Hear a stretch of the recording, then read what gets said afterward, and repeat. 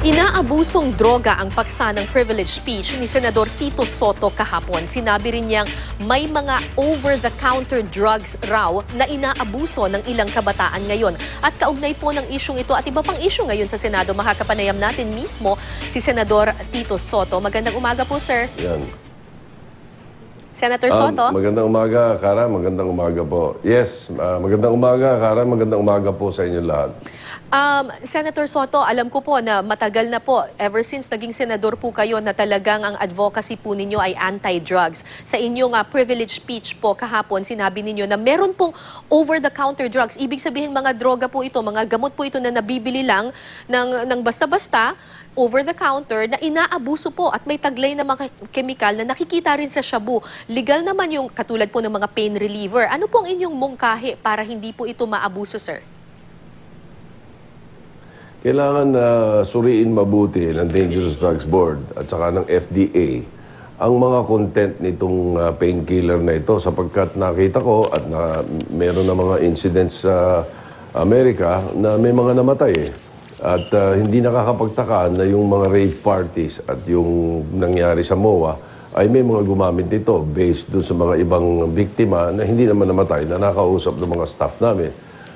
Ito nga yung tinatawag na Wari Active. It's a painkiller, pero external ang paggamit yan eh. Pag tinignan mo, ang content, meron siyang ethyl chloride. Regulated dapat yan. So, hindi pa pwedeng dapat yan ay nabibili ng over-the-counter.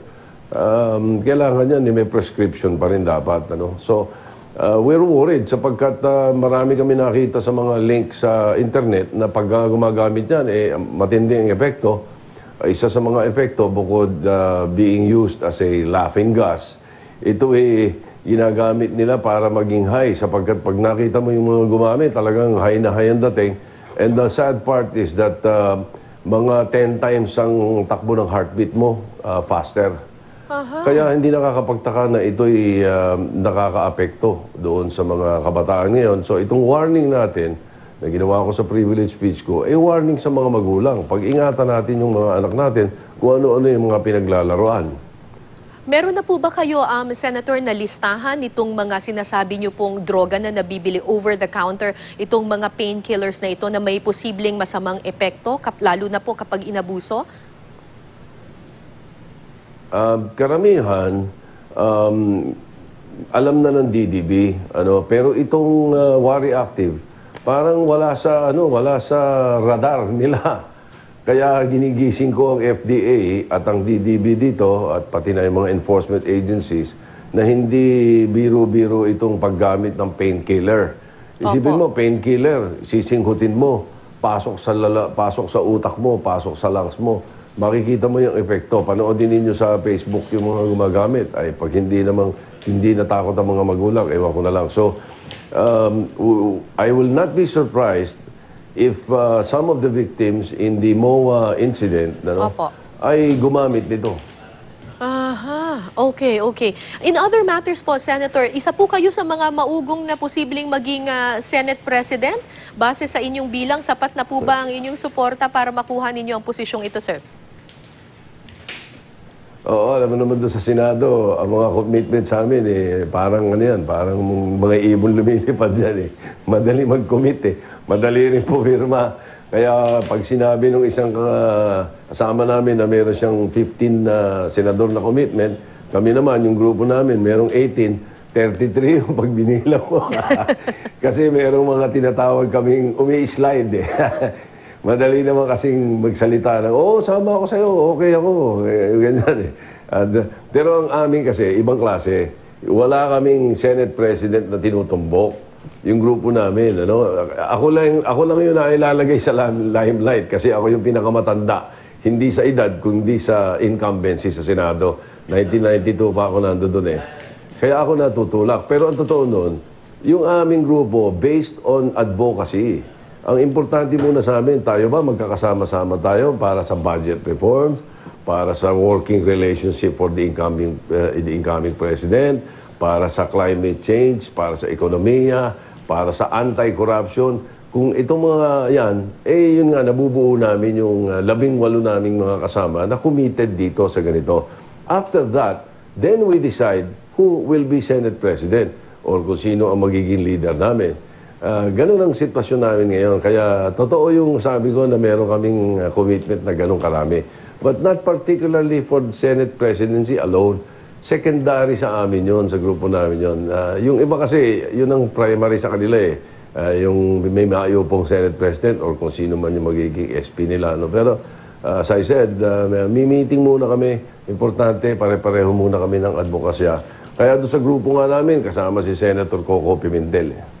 Is that so? So, give us an idea. You have 18 members of this group na sinasabi ninyo na meron kayong common advocacy. Give us an idea, ano ba yung composition nitong grupo nito, nitong 18 senador na kagrupo po ninyo? Kasama po halos lahat. Yung grupo nila Greg Honasan, which is una. Yung grupo namin nila Loren, which is NPC. Kasama sila Gracie Lachis, you know. Tapos, mga independents, si Senator Lacson at mga iba pang kausap ni Senator Lacson ng mga independents din. And then, of course, Senator Coco Pimentel and 2 or 3 of his close friends in the Senate. More or less, ganun yung composition without naming them one by one. Kasi yung iba dun sa mga sinasabi namin ay, sabi nung iba, nag-commit din daw sa kanila eh. Common naman sa Senado yun. Kaya lang, ang importante, Kara, pagdating ng July 25, sino ibinoto at sino iboboto? Yun ang mahalaga. Hindi mahalaga yung sino ang nag-commit o kung sino ang nakapirma.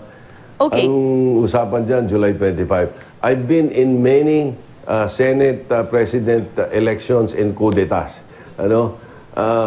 Ganun talaga. Anong nangyayari dyan? On the D-Day, yun ang importante. Alright. So sinabi niyo po na itong grupo po ninyo, hindi pa sigurado kung sino ang isusulong na Senate President. So hindi pa po kayo. There is also a possibility na, kasi maugong din yung pangalan ni Senator Coco Pimentel.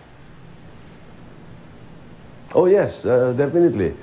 Hindi kumpirmado na ako ang itutulak na Senate President. Maaaring isa sa amin ng maisubo. But at the moment kasi, parang pag tinanong yung grupo ninyo, sino ang possible? Possible si Tito. Yan ang mga sinasagot nila Ping, nila Loren. Okay. Kaya ako nalagay dun sa limelight. Si Senator Alan Peter Cayetano, I suppose hindi siya kasama dito sa grupo ninyo. Kumpiyansa po ba kayo with your numbers na mauungusan niyo siya sa pagka-Senate President? Malaking posibilidad, pero nakikipag-usap din siya sa amin, pero wala kaming commitment sa kanya, wala rin siyang commitment sa amin. Meron siya mga kinakausap din sa grupo namin, at kaming dalawa mismo nag-uusap. Mga prinsipyo din naman yung pinag-uusapan namin kahit pa paano. And then, nakikipag-usap din ako kay Senator Drilon, yung grupo nila, nag-uusap din kami. Wala pa kaming nararating na usap na commitment at this point, but the talks are ongoing. Sabi niyo po, Senator, you share a common advocacy kahit na iba-iba po kayo ng partido. So anong klaseng leadership kung kanyari po makuha ng inyong grupo itong Senate presidency? Ito po ba ay against or mag-o-oppose kay President-elect Duterte? No, we will run it na consensus leadership ang pagpapatakbo. We will, ang gusto namin is maging independent ang Senate. Although we will be having a working relationship with the incoming president, and we can assure them that, no? But we will not be subservient. Ang importante kasi, the Senate being the last bastion of democracy, as they call it, should be independent. Pero kung magandang programa at tama yung mga legislative agenda, katulad ng karamihan ng advokasya namin ay binabanggit naman ni President Rodi, hindi kami magkakaproblema, magkakasundo-sundo kami sapagkat karamihan ng kasama doon sa grupo namin ay either kakampi niya, kaibigan niya, or hindi niya kalaban. So ito po yung masasabi ninyong magiging dynamics ng Senado with regards to your relationship with the President, na working relationship ito pero independent kayo at pwede pa rin kayong tumiligsa sa kung ano man ang sinasabi ng Pangulo. Tama po ba, sir? Tama po yun. As always, we will try our best to have an independent Senate. Alright. May mga bagong pangalan rin po ngayon sa Senado, mga bagong senador. Paano po kaya nila babaguhin itong mga bagong senador, bagong pangalan sa Senado, ang politika po sa institusyong ito? Yung mga bagong kasama namin, kung di ako nagkakamali, may mga experiences din naman sa Kongreso at sa Executive Department. So, hindi palagay ko mahirap na para sa kanila na makisama. At ang importante kasi sa lagi yung leadership eh. Kung madali naman tumuligsaro sa Senado, but if you do not have the numbers, you are in the minority at hindi naman susunod sa iyo yung ang kakaramihan, wala rin mangyayari. So ang mahalaga ay makisama sila doon sa sa tingin ng majority ay tama. So dito sa mga bagong papasok na senador, may mga kinausap na rin po ba kayo or nahikayat na rin to your group? Yung yes, categorically yes.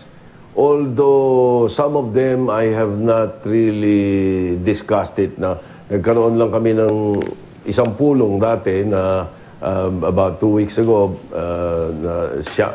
una siyam kami. Pagkatapos the next meeting naging 10 kami. Pero yung meeting na yun, bago na umalis si Senator Lacson at saka Senator Lauren for abroad eh. Opo.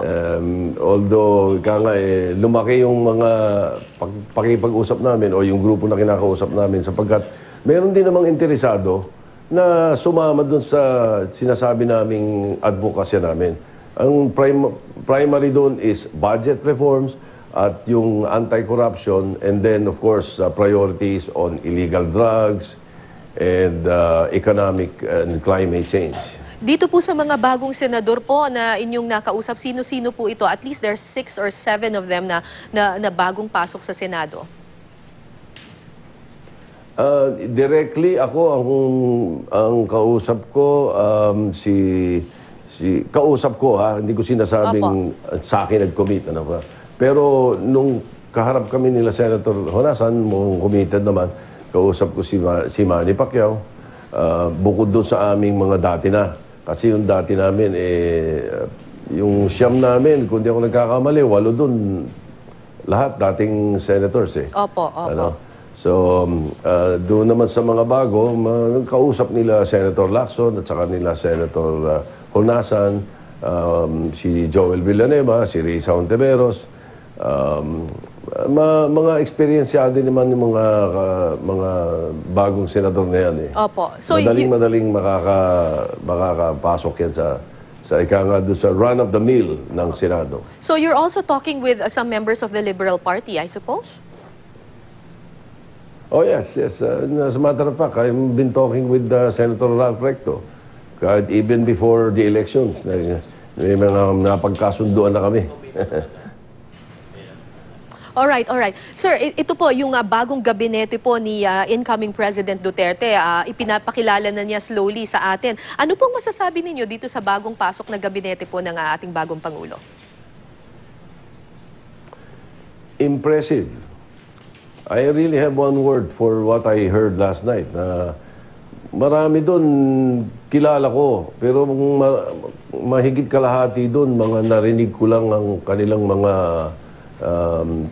background from other friends naman. And medyo impressive. Magaganda mga records ng mga kabinete niya. I have yet to think of a single name sa mga binanggit niya na hindi ko magugustuhan. Parang yung mga binanggit niya lahat kagabi maayos. Alright. Maraming salamat po sa inyong panahon, Senador Tito Soto. Thank you, sir. Maraming salamat din po. Magandang umaga.